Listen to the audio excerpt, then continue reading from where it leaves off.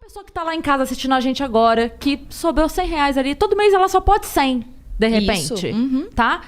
Qual é o primeiro passo? Agora, ela que tá assistindo a gente. O primeiro passo é você fazer sobrar o 100. Então, não é se sobrar 100.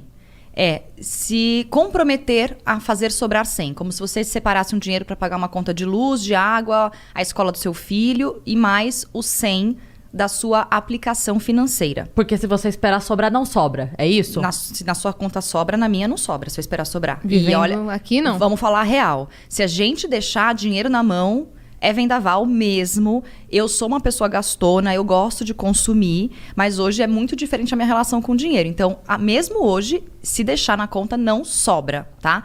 Então, você tem que fazer esse dinheiro sobrar. Isso é como se fosse uma prestação, é isso? É uma prestação, é um boleto que eu chamo de boleto do eu. Então, maravilhoso, você se paga. Logo que você receba minha grana, se você é assalariado, CLT, ou se você é prestador de serviço, autônomo, ou tem clientes, na primeira grana que entra, no começo do mês, você se paga. Você paga o aluguel, não paga? A água, a luz, é a mesma coisa, boleto do eu, carimbado.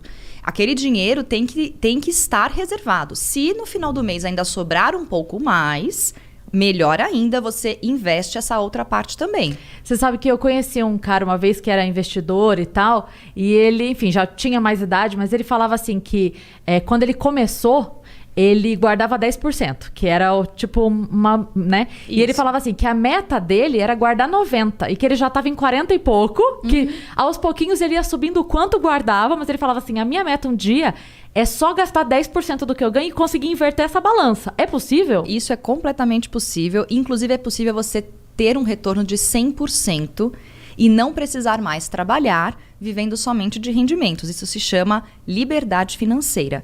Se você hoje precisa trabalhar para viver, você não tem liberdade financeira. Por exemplo, quantos meses de custo de vida vocês têm guardado? Se vocês pararem de ganhar dinheiro hoje, quanto tempo vocês conseguem se manter? 3 dias exatos.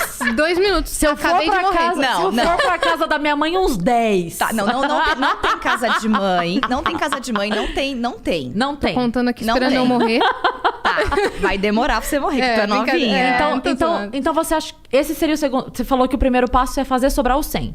Exatamente. Né? O segundo passo é ter essa reserva? Então, a primeira coisa que um investidor deve fazer é ter uma reserva de emergência. Reserva de emergência, como o nome diz, é para emergências. Não é para comprar brusinha, não é para tropeçar num show, é emergência. O que é emergência? Ficou doente, precisou de um hospital, de alguma coisa, não tem convênio médico. Vai, um exemplo. Ou alguém da família precisa de uma ajuda financeira. Ou você perdeu o emprego e você precisa ter como se sustentar. A reserva de emergência, ela tem que ter...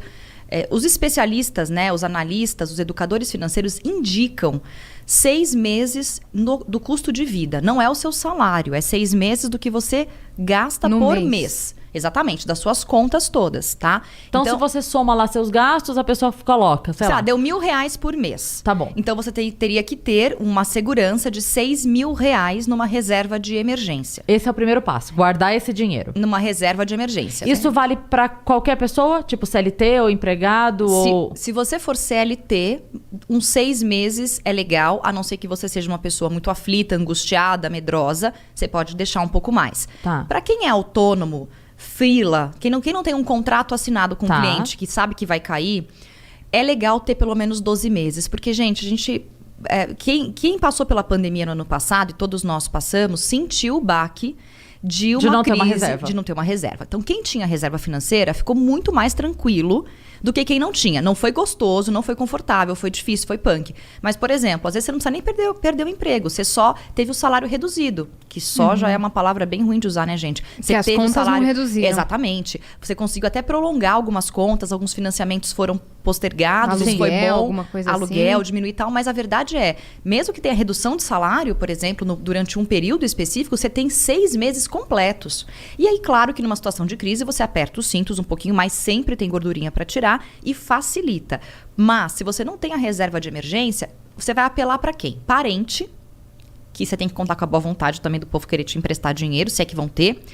amigos e tudo mais, ou banco. Empréstimo do banco. Juros. E ainda assim, não teve muitas pessoas quebraram nos seus comércios e pessoas físicas não conseguiram muito crédito na época da pandemia, porque os bancos estavam com medo de emprestar dinheiro. Lógico. Então, a reserva, ela é a melhor amiga de qualquer pessoa que tem boleto.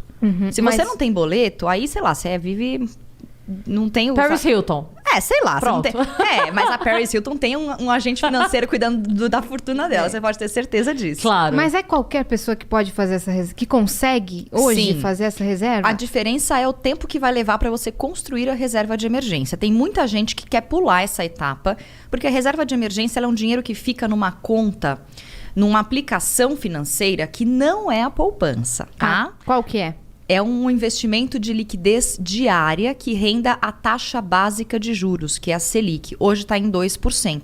Já é baixo esse rendimento. Que é a taxa básica de juros do país. Da economia. Da economia. Chama-se taxa Selic, vale 2% hoje. Ela deve aumentar na próxima reunião do Copom, porque a inflação também aumentou. Nós estamos com problemas, né, econômicos e políticos internos que fazem o mercado não gostar muito da ideia de investir no Brasil. Então, o Banco Central provavelmente vai subir um pouquinho essa taxa. No final do ano? Não, agora em março. Já começa a subir agora em março. 2%. A gente teve uma taxa de 14% há alguns anos atrás, que fazia com que qualquer dinheiro na poupança rendesse 14% ao ano. Por isso o brasileiro tem o hábito de ser rentista. O brasileiro não tem a preocupação ainda, né, a maior parte das pessoas, de investir no mercado de valores, na bolsa de valores. Porque a renda fixa, que tinha uma certa segurança, que é bem mais tranquilo... Era boa. 14%. Hoje você não consegue isso em lugar nenhum. Hoje o índice Bovespa, que é o nosso índice da Bolsa Brasileira, ele dá ali mais ou menos todo ano, pelo menos 10%. É bom, é um bom investimento. A longo prazo. O índice Bovespa rende pelo menos uns 10% ao ano. Não vamos considerar o ano da pandemia, que o ano passado rendeu só 2,96%, mas afundou e voltou e não ficou negativo. A taxa Selic, 2%. Aonde eu coloco esse dinheiro da reserva de emergência que não é na poupança?